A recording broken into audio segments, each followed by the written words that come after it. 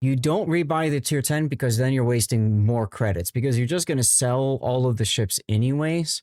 And so if you don't buy the ship, and especially if you don't equip it, then you don't need to, you know, then you save some credits for yourself.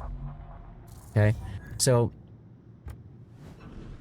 Wyatt, this is the Research Bureau, which is part of the Armory, okay?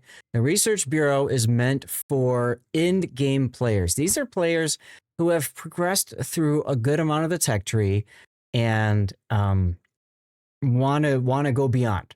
So there are ships that you can purchase in the Research Bureau. These ships have different specialties, like the hull, which has Des Moines guns on a destroyer, as an example, right? There's a whole bunch of different ones here. Every one of them plays a little bit differently, okay? There's also unique upgrades that you can buy in the Armory as well. And you do that by using research points. Now, to get research points, there's a couple of ways, right? One is through missions. So, for example, if I were to go to ranked and I go to rewards, you can see that after a certain number of wins, 21 wins in a season of ranked at silver, you can get some Research Bureau points, okay? And then you've got over here in gold, a couple other ones if you want to. Ragnar, between Z42 and Ragnar, first brown. Now, to get the easiest way to get those points, besides missions, is by going to the tech tree and you reset a line here, okay? Now, we typically reset the Japanese gunboat destroyer line, the Harugumo line, because it's the cheapest and quickest and easiest to do. And frankly, I've gotten good enough with the Akizuki and Kitakaze that it makes the regrind rather trivial once you get past Minekaze. So what I will typically do is I'll hit reset, you sell all of the ships that you have at half price of the silver, and then you automatically demount all your upgrades, your commanders are put into reserve, flags are demounted, all that stuff, okay? So you regrind the line, and when you do, you get points for victories. And that point is different depending on the tier. So here's tier 10, that's 6,000. Tier 9, it's 1,500, okay? You don't get points for the tier 11 for the super ship. So you research all the way up to tier 10, and then you reset the line, and then you keep doing it. Now, as you keep doing it, you get stacks added. As you can see, I have 5 stacks of research points available here. Once I play a game, I get that reward. So when I reset this line, all of these then get new stacks. You'll see that there's a stack of Minekaze that I haven't played because I hate Minekaze. I'm not a big fan, so I don't even bother buying it. I just free XP to the Hatsuharu, and then I grind from Hatsuharu up to Harugumo again. I typically do this in ranked. So when ranked is tier 6 and 7, for example, I'll grind 6 and 7. Like I think right now it's in at 6 and 7 in bronze. So I'll grind that in bronze, and then I'll go to silver and grind out the 8 and 9 in silver. So I get the ranked missions, the bonus from Research Bureau points, but then I also get the Research Bureau points from doing the regrind.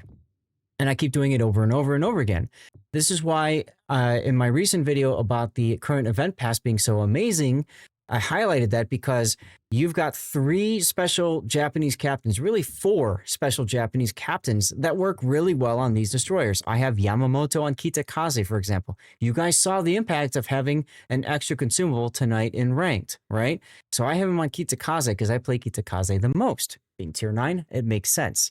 And then the Suzukis or Ito, who's currently on the event pass, they have buffed survivability expert. So it makes that destroyer better, right? You get 500 points per tier, 500 hit points extra per tier over regular survivability expert.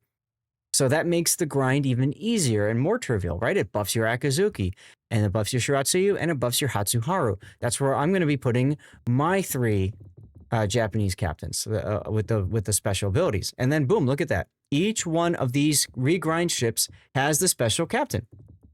Why do I enjoy the tier 9 destroyer over tier 10? Several reasons. One, because at tier 10, I'd rather play a Z52. I'd rather play a bunch of other destroyers. I'm not a huge fan of Harugumo. Harugumo is a very selfish farming boat. And to me, it's just not fun. Also, because I'm resetting this line so freaking often, I never really get to play the Harugumo. Like I'll play like one game for like a snowflake event, and then I'm never gonna play it again. So I to me, the Kitsakaze is where it's at in this line. It's the high point in this line. The Harugumo gains what, one extra torpedo, I think, or I don't remember what. And I think one more gun, one more turret, right? It's just not, in my opinion, it's just not worth it. But that's how the Research Bureau works. Now, Wyatt, you might not have the Research Bureau unlocked yet because I think you need like 4 or 6 tier 10s purchased in your port before it unlocks, or maybe researched before it unlocks, something like that. Harugumo is a team ship, yes, but the problem is that Harugumo, the concealment is low enough that it's difficult to go and get to places, and the guns are great, but it encourages you to farm. So you stop and you smoke and you farm, and now you're dependent on somebody else to spot for you. I just never liked Harugumo. Kitakaze, by comparison, you don't have as much of a deficit for spotting at in a tier locked situation at tier 9.